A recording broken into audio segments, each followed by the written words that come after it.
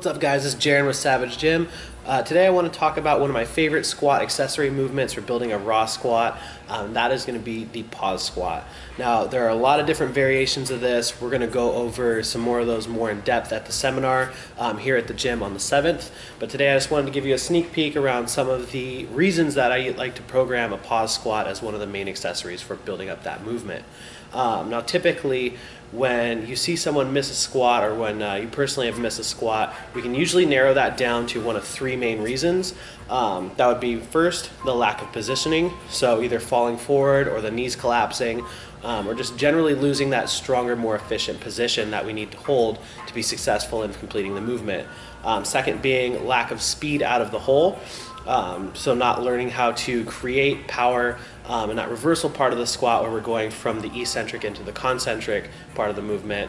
And then three, also just lack of confidence when initiating the squat, not committing to the movement. That being descending so slowly or so cautiously that you never actually get any of that stretch reflex out of the bottom of the squat. Now, we're going to spend more time going into some of the reasons that those form breakdowns happen in the first place at the seminar. A lot of them can actually be tracked to improper core bracing. That's something that we'll discuss both at the seminar, and I'll probably spend some more time on it in a future video. But for today, I want to just relate those main faults to the pause squat and how that movement can help get rid of them for you. First reason for using a pause squat, building power out of the hole. Now, the more time that we can spend in that bottom portion of the squat, which is where people typically are the weakest, where things fall apart, or that they skip when they're not confident in the movement, the more explosive you're going to be from that bottom position. So in the same way that a box squat for geared lifters helps to create that explosive power by breaking up the eccentric or the lowering portion and the concentric or the contracting part of the motion, a pause squat works really well for a raw lifter because we never fully unload the muscles of the hips and the rest of your body. So I like to use it for that reason, because we're then having to lower the weight, stop in the position where we're the most weak, and then learn how to overcome inertia again by restarting. Second reason that the pause squat is going to be helpful is it's going to build your confidence. For all those same reasons that people will squat high, or that we tend to have everything fall apart at the bottom, the more time that you can spend in that typically weaker position, the stronger your squat's going to be.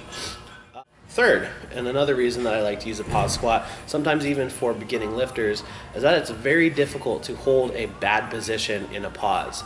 If you are in a shit position and you're falling forward and your knees are collapsed and your back is rounded over, you're probably going to fall over rather than successfully hold the squat. So what this does is, by nature of just putting you into that position and the fact that we're going to be using submaximal weights, you're going to be forced to spend more time in an ideal position and to learn what that feels like and to learn where proper depth is for your squat. Another reason that we use the pause squat is for core development.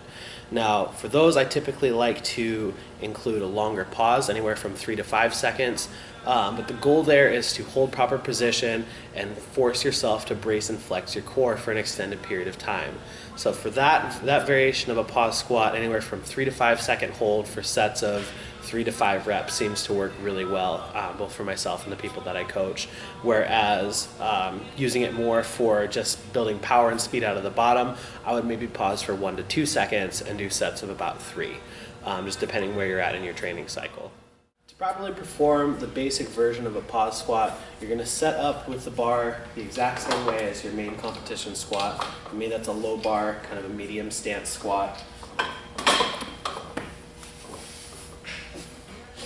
And you're going to go through the same checklist of cues that we're going to go over on the 7th, as far as setting up your positioning and creating tension in throughout the entire body.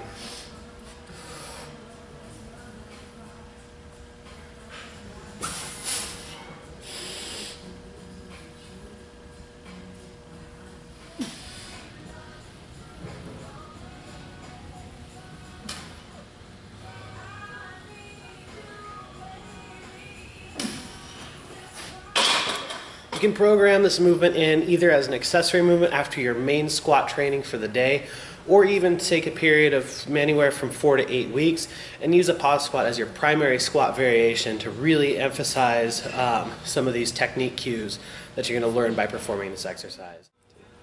You can also pause squat or even train your regular squat with a safety squat bar, which is going to exemplify a lot of these same goals as far as building correct positioning, building core strength, and learning where your body needs to be in space at that bottom of the squat. But you have the added benefit of the safety squat bar bending you forward, and then having to increase the strength of your upper back to stay upright in the bottom of the squat. I hope this has been helpful for you. If you did enjoy the video, which I hope that you did, be sure to like and subscribe to my channel. If you haven't done so already, connect with me on Facebook and on Instagram. And as always, if you're interested in checking out any of the programs we offer here at the gym, check out our website at www.savagegym.com and come to our seminar on the 7th. You get no finger guns today.